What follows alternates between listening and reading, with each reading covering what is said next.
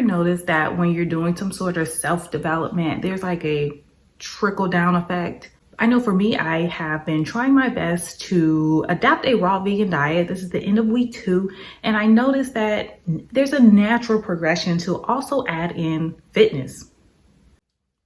So for the past week, I have really been stepping up my fitness game. I mean, nothing crazy. I've been getting on the little portable Stairmaster and doing some core exercises, and it just feels like a natural progression.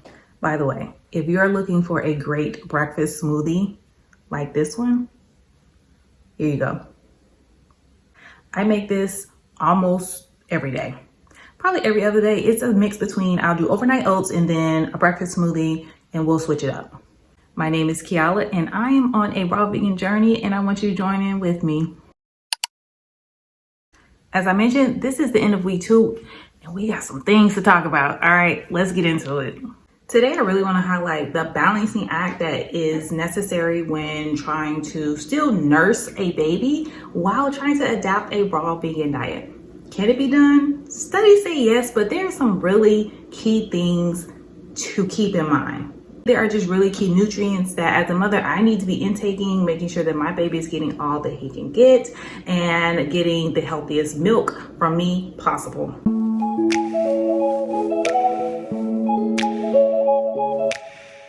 So I took a sample day and I put it into one of those meal apps that'll tell you how many calories, how much sugar, and all those minerals and vitamins that you're getting, to see, am I getting enough calories and am I getting enough nutrition, calcium, and other things? And this is what it said.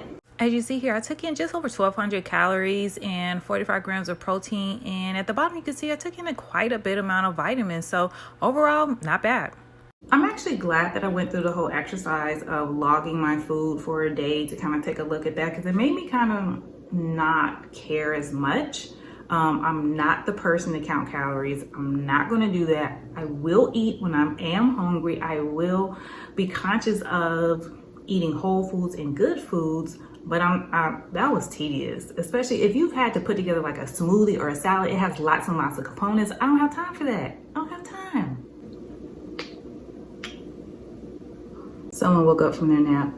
So one thing that I did notice over the past couple of weeks, and they kind of coincide with my little one starting solids, and it was that he got a little constipated, and that may prompt me to make some changes in my diet, because I'm not 100% sure if it's my milk or it's because he started solids, but I think just to be on the safe side, I am going to reduce my percentage. I want to do like 90-ish% raw, but I may have to take that down to like 75% and make sure I'm adding more cooked beans and things that'll help out with him until he gets adjusted to solids.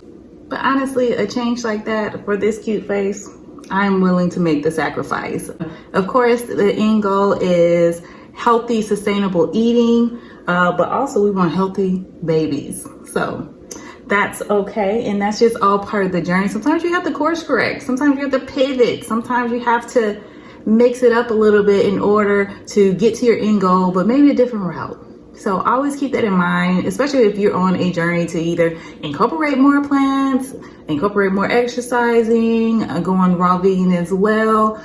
Don't be so rigid in your journey where there's no room for change or pivoting. And then sometimes it can be hard because it's no longer of interest to you because it's such a rigid path that you're on. So be kind and patient with yourself on this journey.